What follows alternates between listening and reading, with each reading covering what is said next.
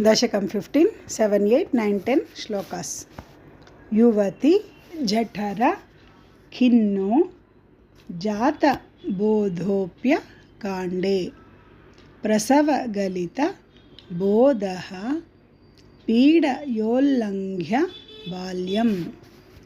युवति जठर खिन्नो जातबोधोऽप्यकाण्डे प्रसवगलितबोधः पीडयोल्लङ्घ्य बाल्यम्. पुनरपि बत मुह्य त्येव तारुण्यकाले कपिलतनुरितित्वं देवहूत्यै न्यगादीः. पुनरपि बत मुह्य त्येव तारुण्यकाले कपिलतनुरितित्वं देवहूत्यै न्यगादीः. युवति जठर खिन्नो जातबोधोऽप्यकाण्डे प्रसवगलितबोधः पीडयोल्लङ्घ्य बाल्यम्. पुनरपि बत मुह्य त्येव तारुण्यकाले कपिलतनुरितित्वं देवहूत्यै न्यगादीः. पितृसुरगणयाजी धार्मिको यो गृहस्थः स च निपतति काले दक्षिणाद्वोपगामी.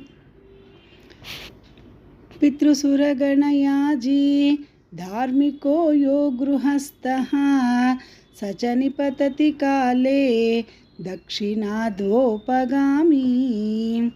मयि निहितम कामं कर्म तूदक् पथार्थं कपिलतनुरितित्वं देवहूत्यै न्यगादीः. मयि निहितकामं कर्म तूदक् पथार्थं कपिलतनुरितित्वं देवहूत्यै न्यगादीः. पितृसुरगणयाजी धार्मिको यो गृहस्थः स च निपतितकाले दक्षिणाद्वोपगामी. मयि निहितमाकामं कर्म तूदक् पथार्थं कपिलतनुरितित्वं देवहूत्यै न्यगादीः. इति सुविदित वेद्यां देव हे देवहूतिं कृतनुति मनु गृह्य त्वं गतो योगी संघैः.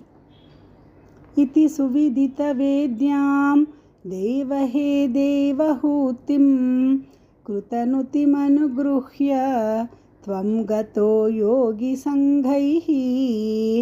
विमलमति रथासौ भक्तियोगेन मुक्ता त्वमपि जनहितार्थं वर्तसे प्रागुदीच्याम्.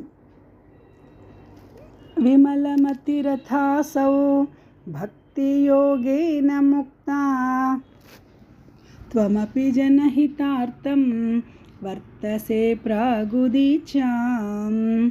इति सुविदितवेद्यां देव हे देवहूतिं कृतनुतिमनुगृह्य त्वं गतो योगी संघैः. विमलमतिरथासौ भक्तियोगेन मुक्ता त्वमपि जनहितार्थं वर्तसे प्रागुदीच्याम्. परम किमु बहुक्त्या कागे तावत्तु यावत्तु बहुक्त्या त्वत्पादां भोज भक्तिं सकलभय विनेत्रीं सर्वकामोपनेत्रीं नेत्रीं. परम किमु बहुक्त्या त्वत्पादां भोज भक्तिं सकलभयविनेत्रीं सर्वकामोपनेत्रीं.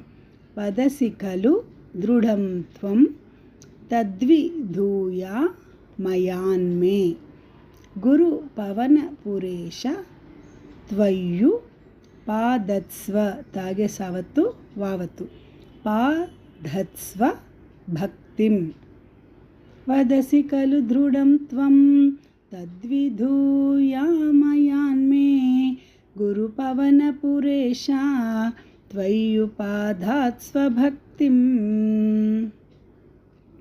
परमकिमु बहुक्त्या त्वत्पादाम्भोजभक्तिं सकलभयविनेत्रीं सर्वकामोपनेत्रीं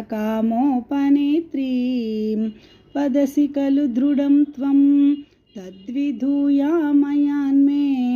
गुरुपवनपुरेश त्वय्युपाधत् स्वभक्तिं युवति जठरखिन्नो जातबोधोऽप्यकाण्डे प्रसवगलितबोधः पीडयोल्लङ्घ्य बाल्यं पुनरपि बत मुह्या त्येव कारुण्यकाले कपिलतनुरिति त्वं देवहूत्यैन्यगादिः पितृसुरगणयाजी धार्मिको यो गृहस्थः स च निपतति काले दक्षिणाद्वोपगामी मयि निहितमकामं कर्म तु धक्पदार्थं कपिलतनुरिति त्वं देवहूत्यैन्यगादिः इति सुविदितवेद्यां देवहे देवहूतिं कृतनुतिमनुगृह्य त्वं गतो योगिसङ्घैः विमलमतिरथासौ भक्तियोगेन मुक्ता त्वमपि जनहितार्थं वर्तसे प्रागुदीच्यां परमकिमु बहुक्त्या त्वत्पादाम्भोजभक्तिं सकलभयविनेत्रीं सर्वकामोपनेत्रीं वदसि खलु दृढं त्वं तद्विधूयामयान्मे गुरुपवनपुरेशा त्वय्युपाधत् स्वभक्तिम्।